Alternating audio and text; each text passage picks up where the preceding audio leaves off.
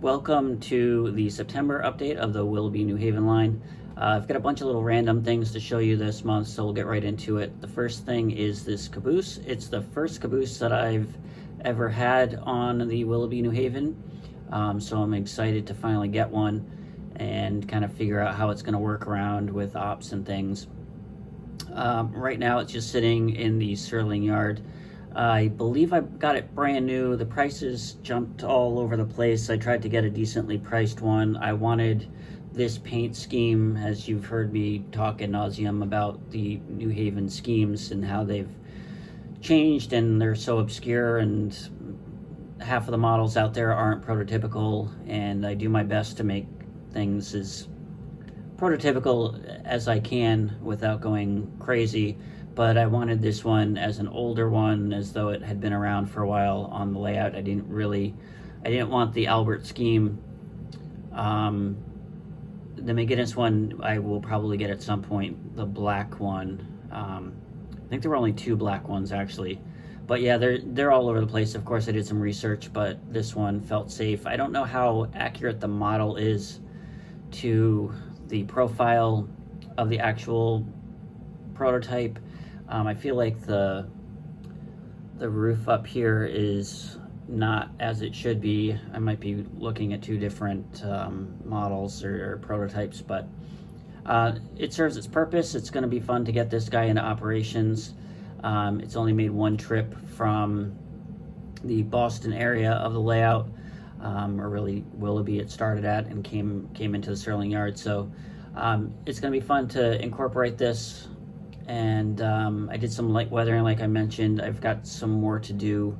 I might lighten the whole thing up a little bit and then add some dirt and grime, because right now it just looks kind of like it fades to white almost. So that's it for the caboose.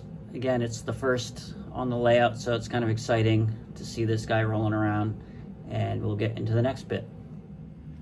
So last update, this is probably the biggest addition to the layout.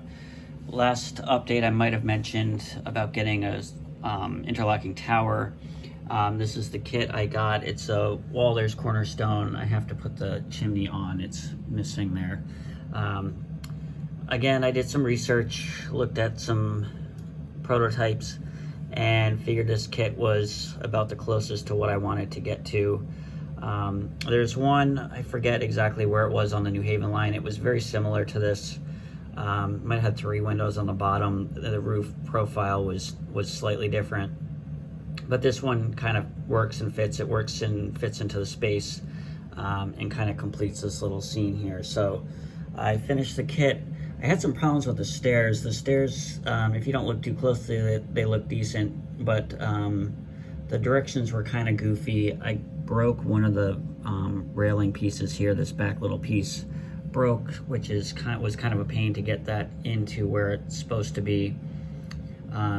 It's up, it's finished. It doesn't look too bad. I added a few little details, the ice machine underneath there, a little phone box, and a barrel. Probably need to add some more landscaping around. You can see where there's some plaster coming through there, so obviously I need to finish that kind of stuff. Maybe put some signage on here, Sterling yard or something, I'm not sure. But it works in this location. I don't know prototypically if it sits exactly where it should in relation to the tracks. I don't really know, and I don't really care how these things work. Prototypically, it's about aesthetics for me on this case, so it works. I like the color that it came out. I'm pretty pleased with the weathering job that I did. I might still do a few kind of more vertical weathering things, but as far as getting the plastic to look wood-like, I feel like I did a pretty decent job considering. Used all my standard processes. I used, what did I use? Spray, not Krylon, I forget the spray stuff that I usually use. Rust-Oleum maybe, I forget, one of those rattle can sprays to prime it. And then I got a new airbrush. It's, I can show it to you, it's nothing exciting. It's a Master airbrush company, or Master whatever. Pretty cheap. It had a Badger that I've had since I was a high schooler. It still works, it's still great, but it's a siphon feed, so I wanted to try a gravity feed, and I didn't want to bust the bank, so I picked that up, and it works pretty well. It's my first double action, and it's taking a little getting used to. If the paint consistency, like any airbrush, is good, you'll have good results. If the paint consistency is too thick, it's going to give you problems left and right. So kind of getting used to the double action, which is a little new for me. I haven't quite gotten the hang of that. So yeah, but overall it works pretty well, and I used it for most of this structure. And then I did a bunch of dry brushing and things on top of the base colors. The windows are a different color. They're the same color actually as the stairs, and then the walls are obviously different. And I propped the top story door open and added, I don't know if you can see, maybe just a tiny bit in there, a little bit of a false floor there. And I propped the bottom door open a tiny bit too. It's in the foreground, or not really the foreground, it's kind of in the background, but this part of the layout's pretty shallow. So I tried to do a decent enough job on it. Added window treatments, and I sanded some of the windows to make them look frosted or colored or covered, or, you know, just to add some variety, and put some paper behind some of them. Actually, I might have painted some of them as well. So it sits where it is. I'm pretty pleased with it. Also got a few vehicles and forklifts as some details. So I finally got an oil truck, which works, I think, nicely. Again, prototypically how this stuff works, I don't know if this works, but to me it's convincing enough that, you know, a truck would come in and get oil from the cars. It's probably a lot of cars for one little truck. But again, it visually it works for me. So again, certain things I get, you know, very specific about with prototypes, and then other things I could really care less, and just kind of go with what I feel should be the way things are. So that's the interlocking tower, and I believe that's a scenic master. It's, I don't know, it's a, I think it's a Woodland Scenics. I forget. I'm totally throwing names out there today. But it's a pretty decent little forklift. It came in a 2-pack. I have another one I can show you. And I got a few other vehicles. So I'll show you those real quick, and then we'll go to the next bit. This is one of the vehicles I got. It's something I've wanted for a while. I probably need to get one or two more of these. They kind of are just, you know, pickup truck, flatbed trucks that I feel would fit on this section, in the Willoughby section of the layout, really well, to bring in small goods and pick up small goods and things. So, you know, again, prototypically, you know, how realistic is all of this stuff? Again, in my mind, you know, this guy could be going to the Whipple manufacturing facility over here and picking up small crates of, you know, different equipment, machinery and things, and then going elsewhere. Or, you know, bringing goods to the dairy over here, bringing other things to the machine parts warehouse over here. So, you know, again, it's got a multi-purpose thing. I think it fits on this street and this scene really well. So that's it for that. This scene this is a scene I've been working on for quite a while. Got another truck, just kind of more of like a box truck. And that's the other forklift. I need to weather the forks of the forklift because they should probably not be yellow still, assuming they pick things up. And I think this truck works in this facility here for picking up furniture goods and things once they're finished. So furniture, once it's finished from the Caesar and West, they can go either by rail or truck out of here. So that makes sense to me.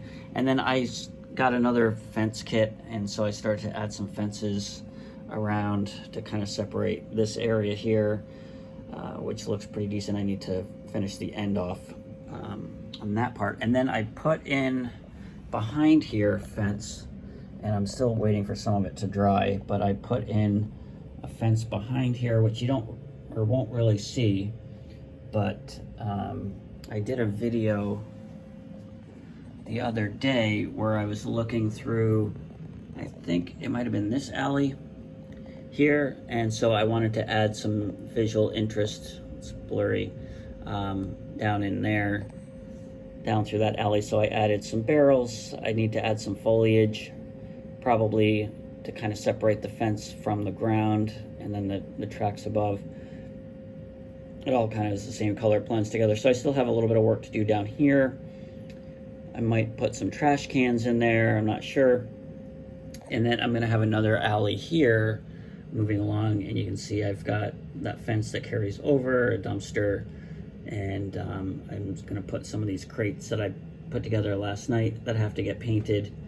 And I put together, if I can get in there, kind of like an air conditioning unit. The piping that goes up just kind of ends, but that's okay, you're probably not going to notice it. And then I added 2 window units as well, just to add some visual interest, so when you look down it's not just one big flat wall. And then let me throw this building in here so you can see what this looks like with it. And this building like barely fits in here as I move the fence that I just glued. Yeah, it actually held up. So I've got the fence, and this is kind of cool little corner here. So when you look down this alley, you see this might have been the alley that I shot behind or shot through. And so there's like a dumpster and some more visual interest in this, and I added some signs on the fence there that you can see. So it's getting there. Again, it's all about the details, right? So just adding one little thing at a time to complete this scene. And this table, that's the lift out section, if anybody remembers. So most of that stuff is going to be glued down except for the buildings. The fence is all glued down. And this is what it looks like from behind. I might be able to, the track is really, you know, a disaster back here because of the sections that pull out for the lift out section. But I might be able to get some trains running behind here, and it looks more complete now that there's a fence there, and you know, looks kind of interesting. That's kind of a cool angle there. So again, it's about the details, and that's kind of what I've been working on for the last 2 months, really, for my summer break. I had the one kit, and then just getting details and working on things, and that's going to bring us to the next spot. Just real quick before we move there, this is just another new vehicle that I acquired, and it's kind of a cool color, fits into the era and the scene pretty well. I need a few more in the downtown Hopewell section rather, just to kind of make this look a little bit more lively in there. Vehicles are kind of a necessary evil. Without them, your layout looks very empty, but buying them is not as much fun as buying rail cars, so there's that. So a little two-night project that I worked on was extending the loading platform or loading dock of the Canimate Foods facility here. On the left side past the ice machine, you can probably see the seam right if you come straight off the loading dock where the barrel is. You might be able to catch that seam where the two pieces meet.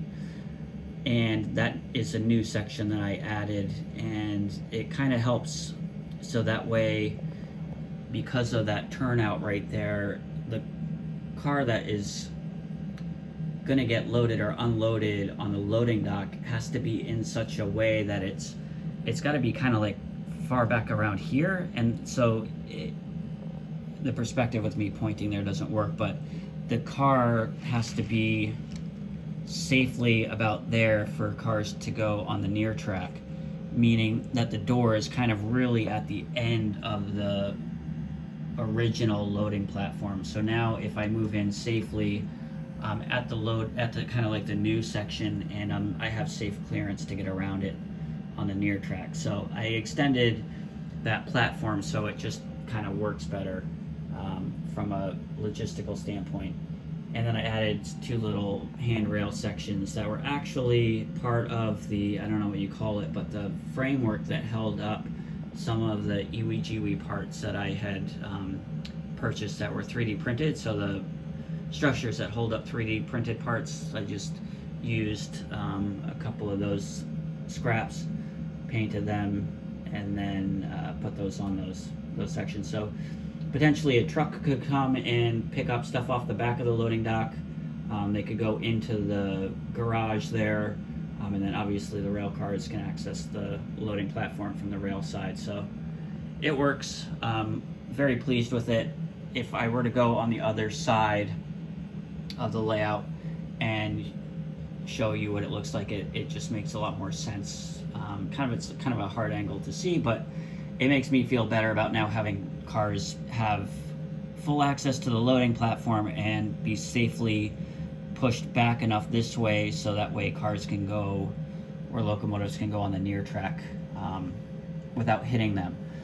And from a logistical standpoint, again, the loading doors are, safely on the lined up for the platform. So normally, like, this would be pretty decent because you're not too far back, but again, you don't really have clearance to get around the front corner of that rail car. So that's that. So we'll go to the next bit. All right, so just a few little last minute things here. I've ordered a bunch of coffee stirrers, which I'm kind of excited to try some different projects with. I saw a video last night for making wooden fences, like I just finished showing you. Those were, I forget which brand. I've got two different brands of wood fences, and so I might try my go at some handmade fences. I think the video I saw, they cut these in half and then cut them to length for the vertical boards, and they might have used different pieces for the bracing. I'm not sure. I'll have to watch it in more detail, but curious to see what else I can do with these guys. So look forward to some of that stuff in the next update. And I think I'm kind of getting to the point where on the layout I've got kind of everything established. There's one or two little projects that are in the works that I kind of want to do. Let me go show you. So I've probably talked about this little area here. This is kind of, I don't want to say dead space, but it's space that has not been designed yet. A part of me wants to add water here. I've probably talked about that in episodes, many episodes ago. Dropping this down and adding water in there. After gaining some confidence with the epoxy for the river, I might want to try my hand at that. Oops, I've got some real estate over here for another structure. Nothing major, but something that might help hide this track here, or this track, or both tracks, so that the trains look like they go more into a city area. Might be something that I want to do. The space is completely compressed. It's like, you know, industrial, and then kind of rural, and then almost country in a very short span here, which I'm okay with because of, you know, just the nature of space. I kind of like the idea of having like just water here, like a pond or something. Initially, I had thought of having some kind of like a dockside kind of thing going on, so that I don't know if that's going to really fit in this area, coming over too far to the left, but there's some design stuff that I can work on with this area. So this is one project that I kind of need to develop a little bit. So that's some stuff that could kind of change the way the overall layout feels. But for the most part, everything is pretty well established, and I've just been adding details. But there's a lot of little scenes that I want to flesh out. So I think in the next bunch of episodes, I'm going to be kind of taking a look at each little area and seeing what I can do with each one. So coming down along this line here, you know, I've been working kind of on this little block, if you will.